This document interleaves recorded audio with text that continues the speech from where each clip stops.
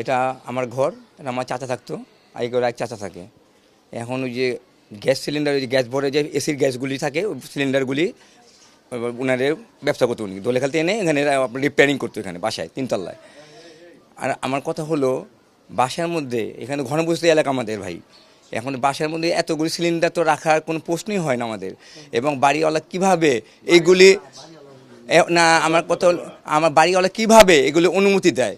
আমরা এই যদি আর বড় ধরনের বিস্ফোরণ হতো, এলাকা মানুষ কি বাঁচতে পারতো ভাই? এটা দায়ভার কে নিত বলেন ভাই? আমার সরকারের কাছে মাননীয় প্রধানমন্ত্রী এবং আইন শৃঙ্খলা বাহিনী এবং যারা এলাকায় গণ্যমান্য ব্যক্তি, আমরা চেয়ারম্যান কমিশনার আছে, আমি বিনত অনুরোধ জানাই এর সুষ্ঠু বিচার করা হোক। এবং এই ঘরে আমার চাচি অসুস্থ হয়েছে, মানে পঙ্গু হয়েছে পিছনে।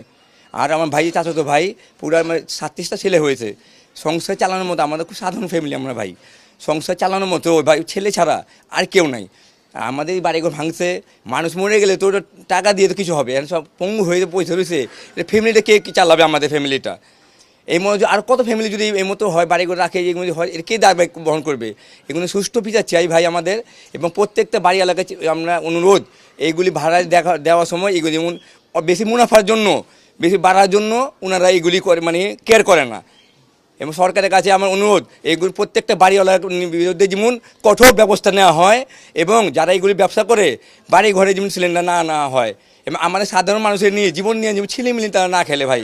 আপনারও সাধারণ ফ্যামিলি, আমরা দিন আনি দিন খাই। এখন এই যে ছেলেটা যে বিছানায় পড়েছে, কে চালাবে? সে কত 1 লাখ দেবে, 2 লাখ দেবে, সারা জীবন পঙ্গু হয়ে থাকে দুজন, কে সারা জীবন কি চালাবে বলেন? এটা দায়ভার কে নেবে?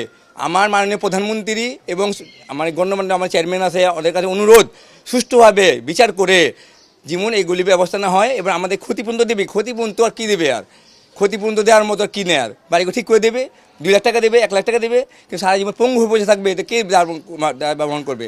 আমরা সুষ্ঠু বিচার চাই।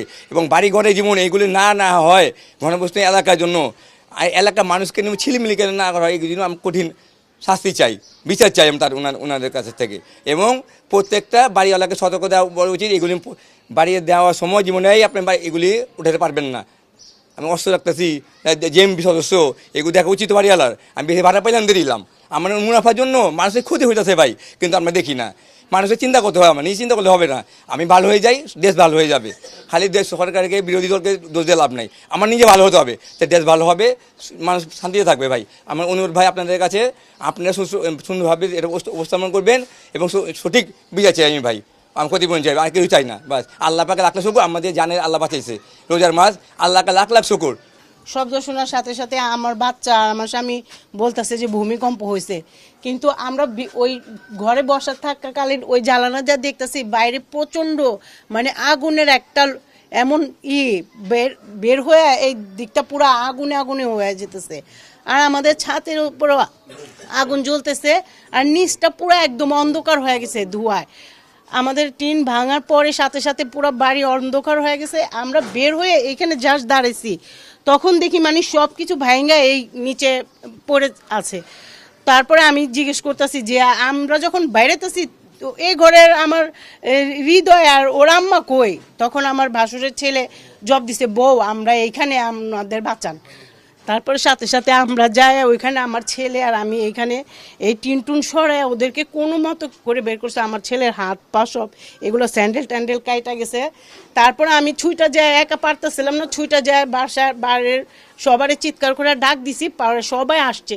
আসার পরে এগুলো সরাইছি, সরায় তারপরে সবারই আমার জালে নিয়ে কোলে করে বাইরে, তারপরে হাসপাতালে নিয়ে গেছে। আমার বাসুরের ছেলের মাথায় এতটা আঘাত পেয়েছে, পুরো রক্ত দিয়ে একদম গোসল করা হয়েছে, এমন করে মানে আহত হয়েছে। অনেকটাই অবস্থা খারাপ, ওর হাত পা সব ফুলে গেছে, এখনো মানে সুস্থ না। আমার যা একদমই লড়াচড়া করতে পারতেছে না, মানে খুবই অবস্থা, যে কালকে কেমন অবস্থা গিয়েছে আমাদের উপর দিয়ে, এখান দিয়ে পুরা হয়ে গেছে টিন টুন দিয়া।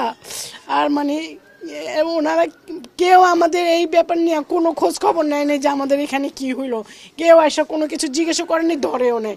শুধু ওনাদের বিল্ডিং নিয়ে চিন্তা, আমাদের বিল্ডিংটা শেষ হয়ে গেলো, আমাদের 3 তলা শেষ হয়ে গেল, এই শুধু বলতেছে।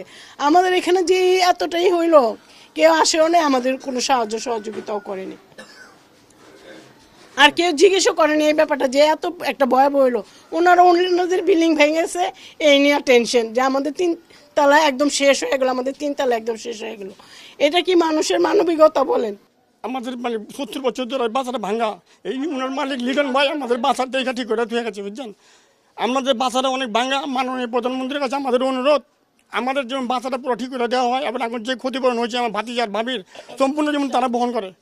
এই প্রশাসনের কাছে, আমাদের চেয়ারম্যানের কাছে আমার অনুরোধ, আমি জোরে আমি মাননীয় প্রধানমন্ত্রী তারেক সাহেবের কাছে অনুরোধ, আমাদের বাসা যেমন পুরো ঠিক করে মেরামত করে দেওয়া হয়। সবাই মাত্র আমি চোখে ওষুধ দিয়া মেয়ে বললে কি আব্বু বিস্কুট খাও, মানে ওষুধটা দিয়ে নেই, খালি ওষুধটা দিয়ে আমি বিছনা করে খালি করেছি, দম করে সব দিয়েছি। আমার মেয়ে ওই তো পড়ালেখা করে, উপযোগ্য আব্বু ভূমিকম্প হয়েছে, আমরা নিয়ে খাটের ভিতর চলে গেছে। এই অবস্থা আমি একটা রড লাগাইছিলাম, আমার নিয়ে মেয়ে খাটের ভিতর চলে গেলো। তারপরে দেখি অন্ধকার, আব্বু কী পড়তেছে, তারপরে তাড়াতাড়ি বের হলাম, বের দেখি এই ব্যাপার। আমি একটা রড দিয়েছিলাম, দেখেন ওই রডটা না দিলে আমি আমার ভাবির আগে আমি মরে গেতাম না। আচ্ছা এখন আমি জানি না কি করছি, একমাত্র আল্লাহর রহমত আমারে বাঁচাইছে। যদি এটা না থাকতো তা আমার আগে আগে আমি তাড়াতাড়ি শেষ হয়ে গেতাম। কেন এইগুলো আমি খালি বলি কি আপনারা কেন এগুলো অবহিত, আমরা কোনো অবহিত কাজে আমরা যাই না, একক চাল্লা খাওয়াই, আমরা একক খাই, হানাহানি কানা কেউ কোনো জিনিস কেন এগুলো আপনারা কইরাম আমার নিরহ মানুষের উপরে এগুলো করেন। এটা আমরা চাই কি যাতে এগুলো সুষ্ঠু তদন্ত হয়, আমাদের ক্ষতিগ্রস্ত হয়, যাতে ভবিষ্যতে কোনো মা ভাই বোনের কোনো ক্ষতি না হয়। এটা আমার অনুরোধ সবার কাছে, যাতে এরকম কোনো আর না হয়।